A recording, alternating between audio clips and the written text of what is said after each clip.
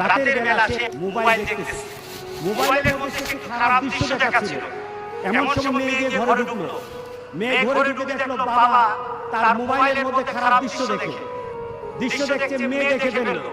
মেয়ে তখন বাবাকে বলল, একটা শব্দ বলেছে, লজ্জা করে না বাবা? মেয়েটা ঘরে চলে গেল।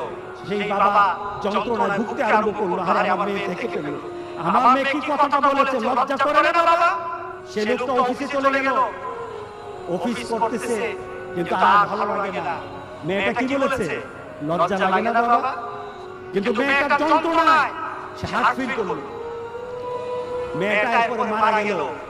বাবা যখন বাড়িতে ফিরে আসলো, বাবার মাথাটা নোয়া, লজ্জিত একটা মুখ। এখনই আমার মেয়ের সাথে দেখা হলে আমার কানে বাজতেছে, আমার মেয়ে আমাকে বলেছে, লজ্জা লাগে না বাবা? আমি কিভাবে আমার মেয়ের সামনে যাব? এই চিন্তা যখন করতেছে,